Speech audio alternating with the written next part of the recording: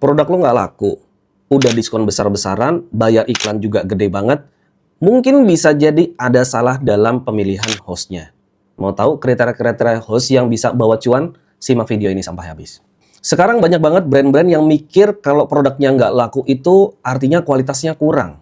Padahal secara kualitas itu udah bagus banget produknya. Brand-brand owner juga mikirnya harganya terlalu tinggi. Bikin studio budgetnya juga lumayan, kemudian juga bayar hostnya, itu kan lu harus perlu keluar kos lagi. Selain itu, ada biaya-biaya seperti biaya ads yang tadi gue sudah sebutkan, biaya bayar iklan, terus juga udah ngediskonin barangnya besar-besar, udah ngediskonin produk harganya juga gede-gedean. Banyak orang yang nggak tahu, bahkan para afiliator-afiliator yang memang lebih banyak produknya dia jual secara live streaming, bukan pakai VT, bukan fokusnya di video-video. Masalahnya bukan di produk atau di harga, masalahnya adalah di hostnya.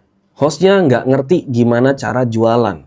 Dan parahnya lagi, hostnya nggak punya ilmu komunikasi, nggak tahu ilmu marketing. Udah pasti kalian sebagai brand owner pasti pusing. Buat kalian brand owner, gue akan kasih 3 kriteria yang hostnya akan membawa cuan dan bikin bisnis lo berkembang pesat. Yang kriteria pertama adalah trust atau kepercayaan, karena orang beli itu bukan karena harga. Nggak semua orang beli karena harga.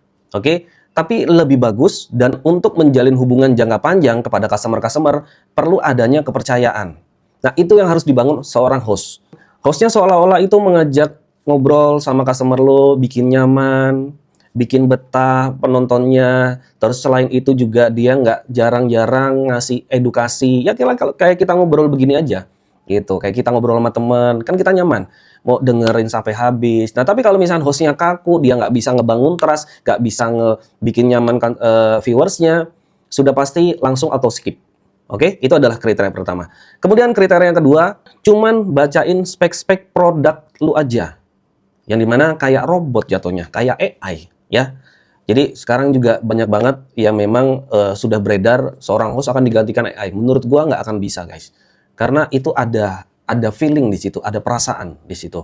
Kunci kedua untuk seorang host adalah bisa memberikan nilai kepada produk tersebut. Bisa ngasih solusi terhadap konsumen-konsumen calon pembeli lu. Itu, makanya gue bilang untuk kriteria kedua adalah sebagai seorang host dia harus tahu dulu untuk produknya dan nggak cuma ngebacain sekedar speknya, tapi bisa memberikan nyawa terhadap produk itu. Oke, yang dimana banyak banget sebagai konsumen pasti akan bingung dia mau milih yang seperti apa, mau pilihnya yang kayak gimana. Nah, itu adalah host perlu bisa membantu supaya untuk produk itu bisa bernyawa atau bisa punya nilai lebih di mata calon-calon customer. Seorang host juga dituntut harus bisa storytelling.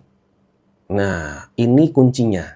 Nggak semua orang, nggak semua host itu bisa storytelling. Storytellingnya nggak harus lo ngedongeng, enggak. Yang penting lu bercerita ngalur begitu aja. Kalaupun misalnya di live streaming belum ada yang menanya, ada yang belum komen, belum ada yang minta referensi, nah itu lu harus bisa storytelling. Sebagai host harus punya ilmu storytelling. Supaya terjadinya interaksi terhadap host dengan calon buyer atau calon konsumen. Mungkin itu aja, sekian video dari gua. Tag teman kalian yang memang merasa untuk hostnya masih kayak begitu-gitu aja. Gua akan bikin video lagi untuk konten-konten lainnya. Silakan kalian komen host profesional kalau mau diajarin lebih lagi, kalau mau dikasih tips lebih lagi. Mungkin itu aja dari gua. Sebagai seorang host, sebagai konten kreator, kita harus punya value, punya kelas.